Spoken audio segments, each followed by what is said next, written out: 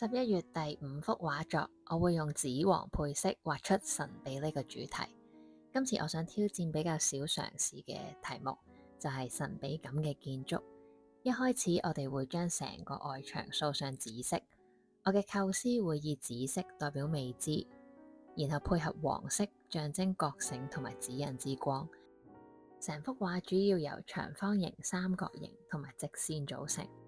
外牆掃完紫色之後，會以深紫色再加強3條橫梁，營造壓迫、低沉，好似睇唔透嘅視覺情緒。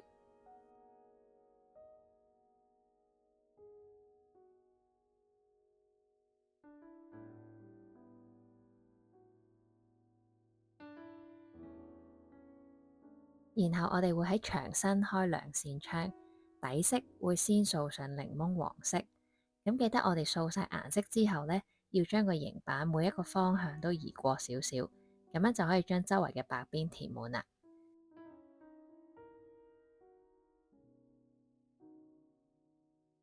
窗我哋會喺邊緣再加橙色同埋啡橙色嘅陰影，等窗嘅厚度同埋光源嘅方向更加明顯。黃色喺呢度象徵隱藏嘅生命信號，就好似喺呢個神秘嘅領域入面，仍然有啲好微弱跳動緊嘅能量。建築物前面會有一個三角形嘅標誌，象徵某一個神秘組織嘅暗號。我哋放上形板之後呢，直接將紫色擦走就可以啦。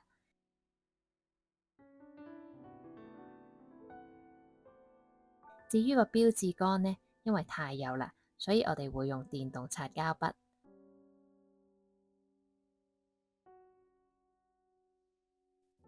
3條橫梁嘅下方，我哋會加少少啡色嘅陰影，輕輕力用點印嘅方式上色就可以，令到建築物睇起嚟更加沉重同埋老舊。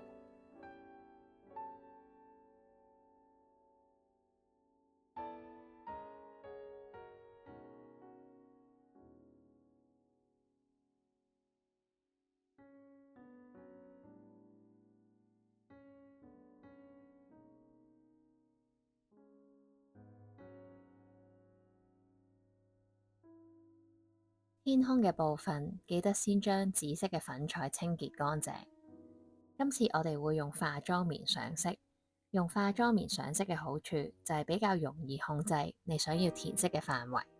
我哋會先掃上一層黃色，呢個檸檬黃色撞上紫色，俾人嘅感覺好似光同埋暗交錯，埋藏住好多不能說的秘密。之後喺局部嘅地方加上少少橙色同埋粉紅色，令到天空唔再單調，反而充滿住暗湧嘅能量。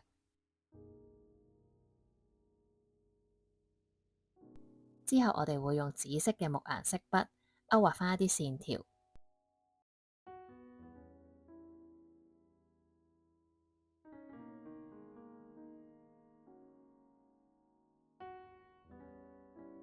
同埋喺標誌上面加上一個神秘嘅符號。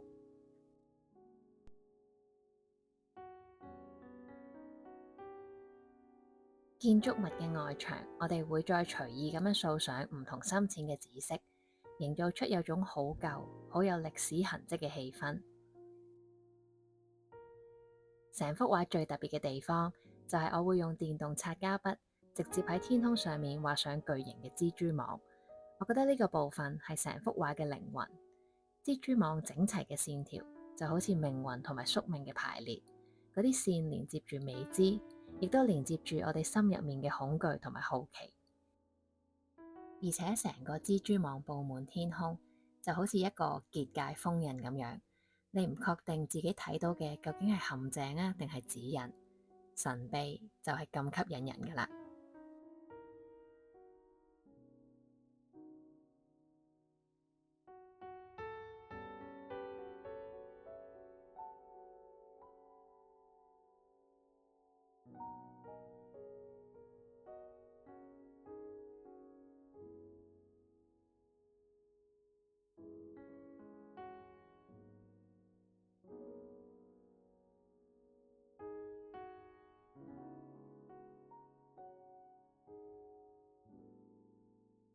紫黃色嘅對撞加埋應該係科幻電影先會出現嘅巨大蜘蛛網，就形成咗今次呢一幅神秘系嘅和諧粉彩。